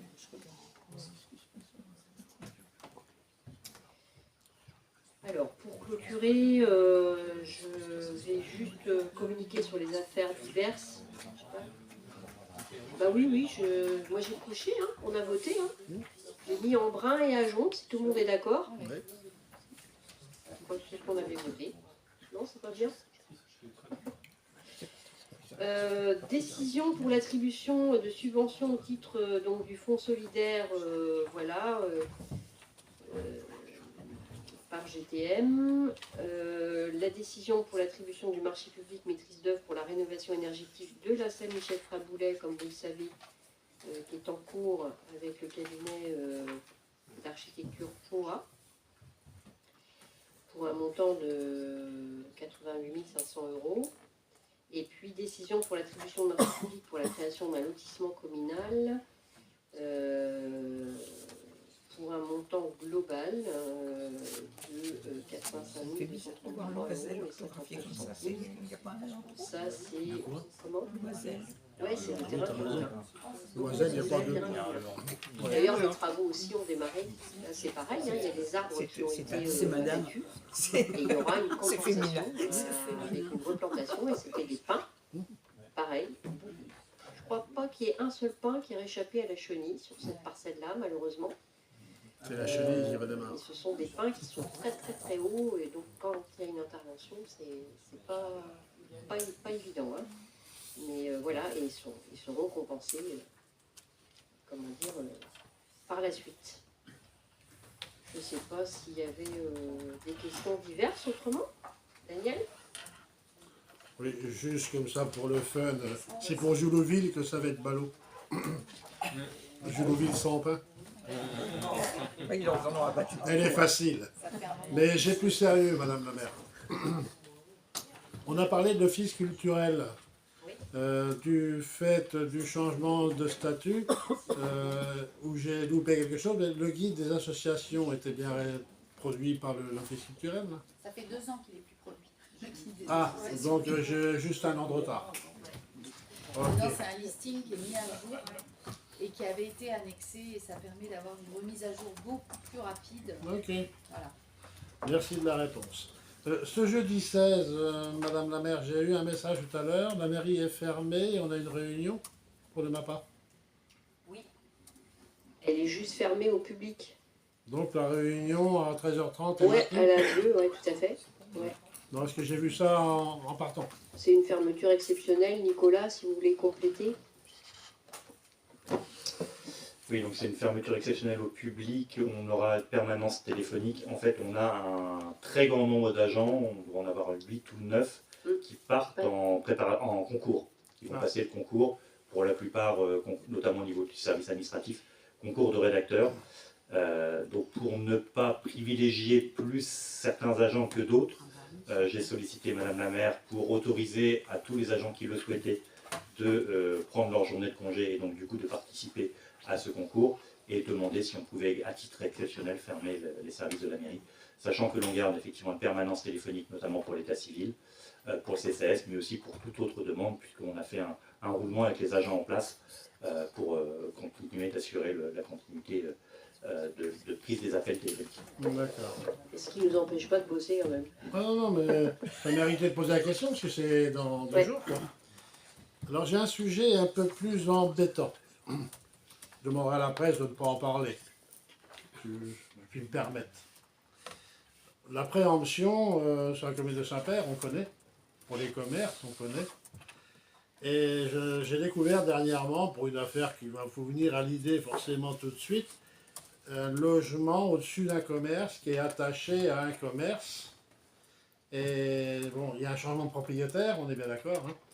Et donc, la commune peut préempter sur un logement, je ne vais pas dire de fonction, mais un logement attaché à un commerce. Oui, parce que le bail qui était en cours était un bail unique.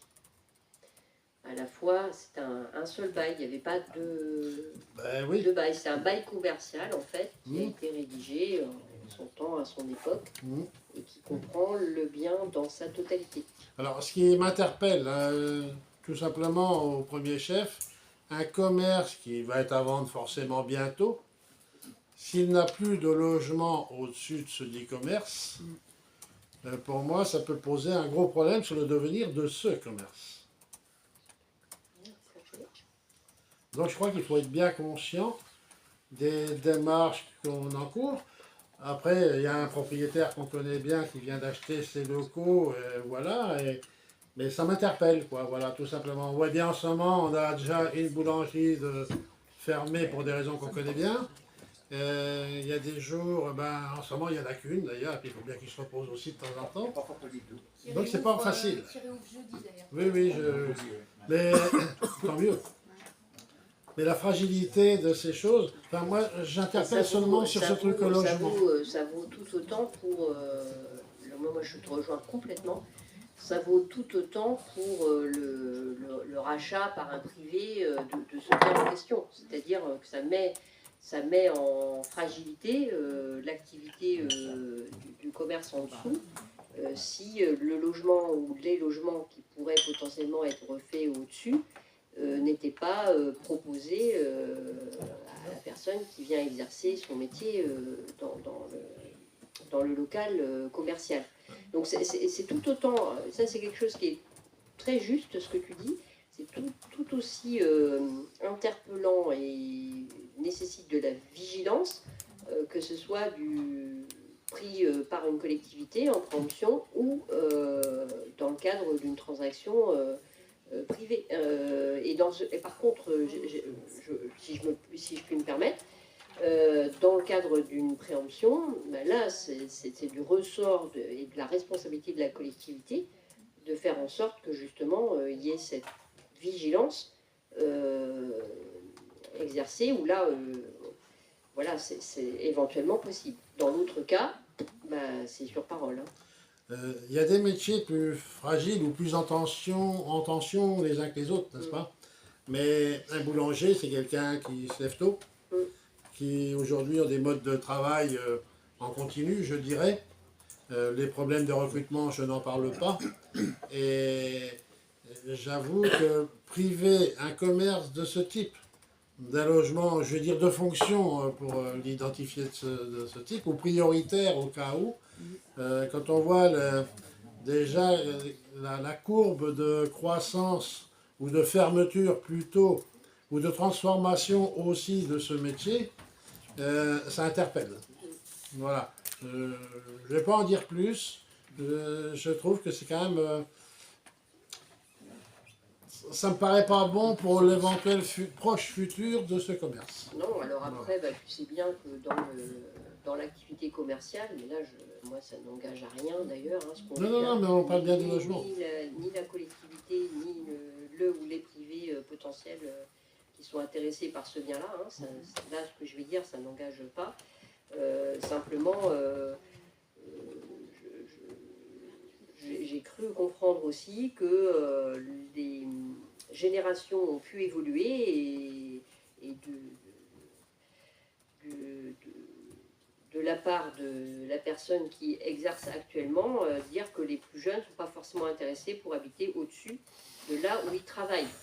C'est ce que la personne a dit. Moi, je ne sais pas, je ne suis pas de la partie, j'en sais rien, mais je te rejoins complètement. Je pense qu'il y a un point de vigilance et il faut espérer que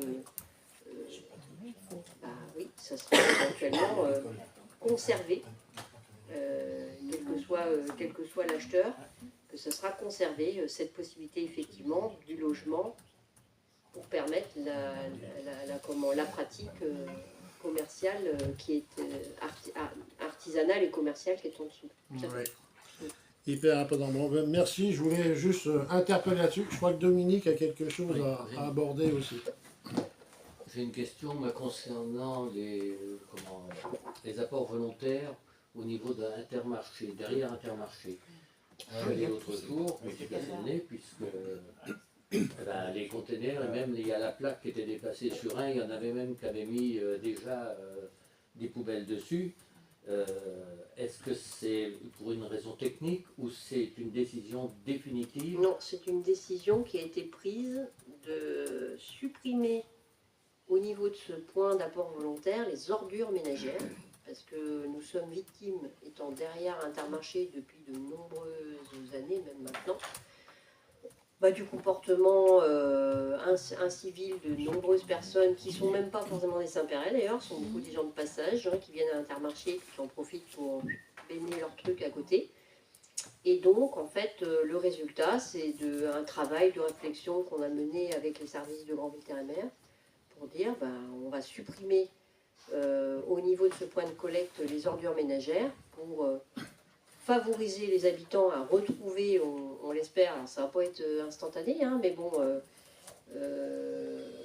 un environnement qui soit plus propre et plus sain pour eux, parce que c'est vraiment ignoble, hein, là franchement, derrière l'Intermarché.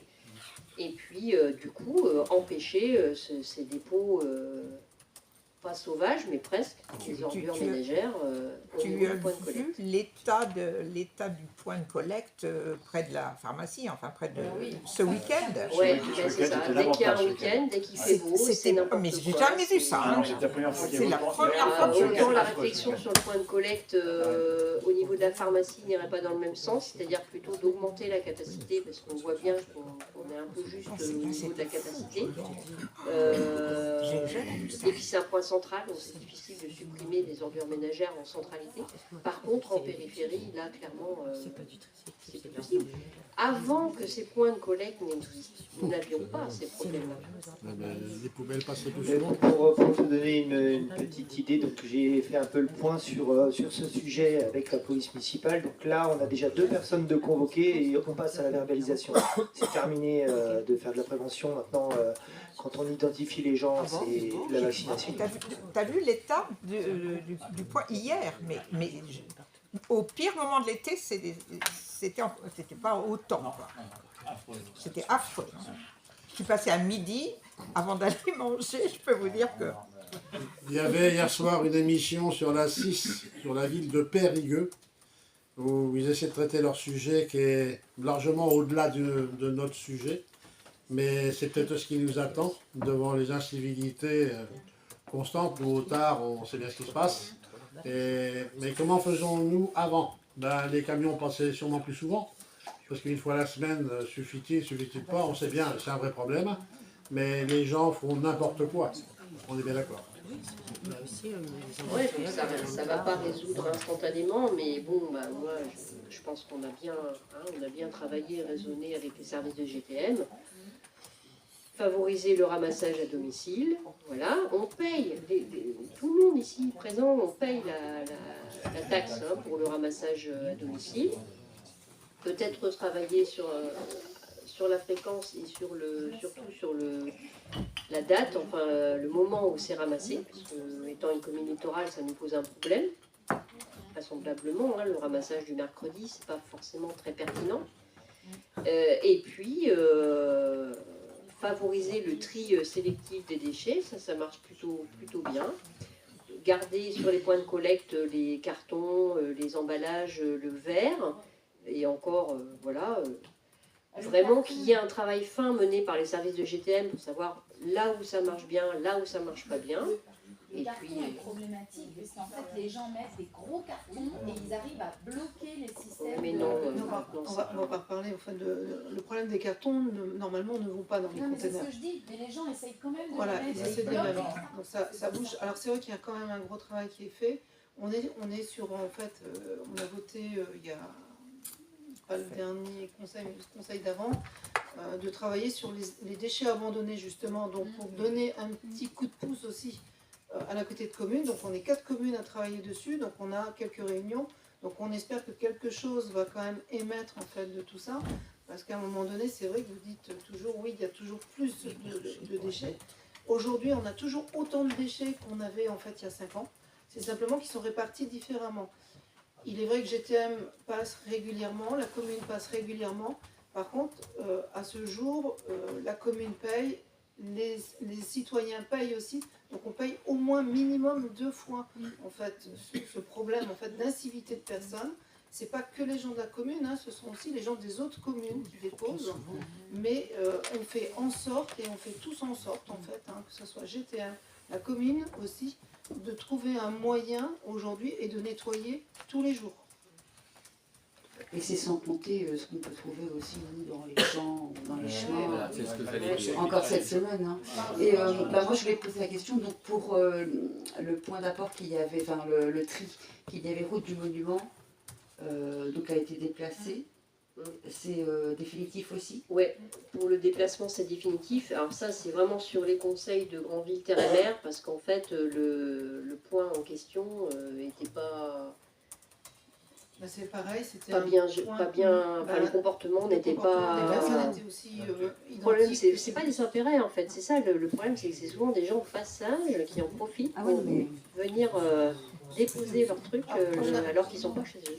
Il a été Mais moi supprimé. j'approuve totalement parce qu'effectivement, hein, c'était mon point de dépôt et les dimanches soirs, bah, c'était catastrophique. Donc, il a- Et là, il n'y a pas une habitation pour voir Voilà. Ben voilà. personne Bah, ne c'est s'est exactement entre ça. guillemets. Donc, il n'y a pas de Exactement. visibilité. Il a été supprimé, mais par contre, il a été augmenté au niveau, au niveau du monument de Quéron. Ah oui, Justement, pour éviter ça. Et il y en a un autre qui a été mis au niveau de Legris. Oui, c'est... Mais voilà, il y a un travail à faire sur la fréquence, il y a un travail à faire sur les ordures ménagères, refavoriser le. Bah, on paye pour que ce soit ramassé à domicile, donc arrêtons les paves, voilà, au niveau ordures ménagères. Hein. Enfin, je pense que voilà, on va aller. Finalement, on va revenir sur un modèle qui va être un modèle plus performant, on l'espère, hein, mais voilà. Et puis la capacité, éventuellement, sur certains points de collecte. Et le programme Citéo, si vous vous rappelez, on l'a voté, il y a, comme disait Isabelle, il y a 2 conseils municipaux au moins, hein, en amont, sur lequel la ville de Saint-Père est engagée, avec les 3 autres communes de l'agglo, pour travailler sur la sensibilisation justement de ces dépôts sauvages, voilà, et voir comment on peut essayer de... Ouais, il y aura un article dans le Saint-Père Mag là, pour la fin de l'année, comment on peut faire en sorte de réduire au maximum ces dépôts. Mais voilà, on voit bien que sur les week-ends, et je ne parle pas effectivement de l'été, c'est vraiment problématique. Hein. Un vrai problème. On retrouve un petit peu de bien-être là. Ok. Ouais, j'ai comme l'impression que les dépôts sauvages ont changé de place. Parce que, si. Au début, je me rappelle, c'était toujours le long du Tard. Nous avions une personne à chaque conseil municipal qui nous rappelait qu'il y avait des dépôts. On n'entend plus parler de ce point-là depuis un certain temps. On voit bien qu'au fur et à mesure qu'on avance. Et si on reprend les voiries, enfin du moins le cheminement des gens qui viennent des communes, soit d'à côté, je n'incrimine personne, hein, mais on s'aperçoit que sur des cheminements routiers, on retrouve plus de dépôts sauvages que sur des endroits où on n'a pas de connexion directe, je dirais, pour aller au travail ou aller à ces... voilà, c'est un constat, c'est tout. Hein. Je pourrais ajouter deux, trois petites choses. On a quand même une recrudescence de cambriolage.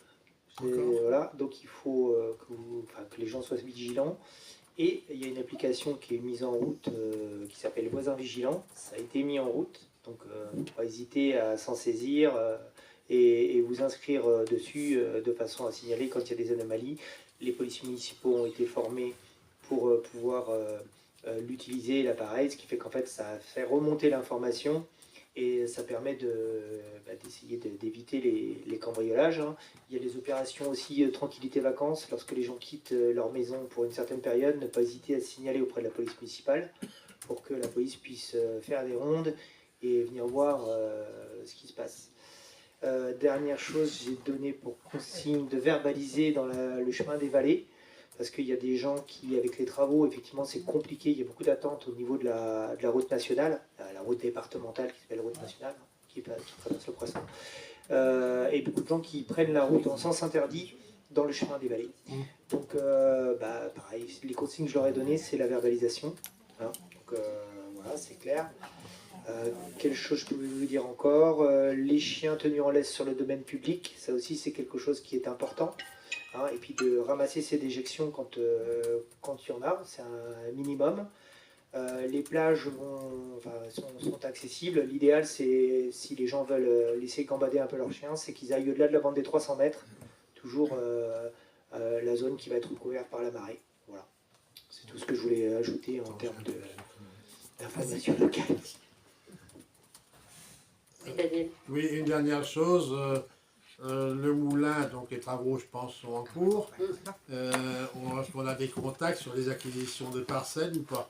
Non, parce qu'on n'a pas encore engagé le processus de mise en vente. On attendait que les travaux soient faits pour pouvoir Visualiser les Ouais, parcelles. voilà, exactement. Ok. On a eu des petits rigolos qui ont enlevé tous les piquets là. Vous avez besoin de piquer? Comment? Vous avez besoin de piquer? Bah je ne sais pas. Piquet ER ou piquet Je sais ET? pas, ils sont roses les piquets. Piquet ER. Non mais franchement, Ils ont voilà, piqué voilà. les piquets. Bon, Du coup là ils ont tout enlevé. ok. Merci. Bah écoutez, merci beaucoup. Je vous souhaite, je déclare la séance terminée pour aujourd'hui. Je vous remercie et je vous souhaite une belle soirée. Merci. Bon, bah c'est bien, je pense que ça va être plus tard. Drôlement mené.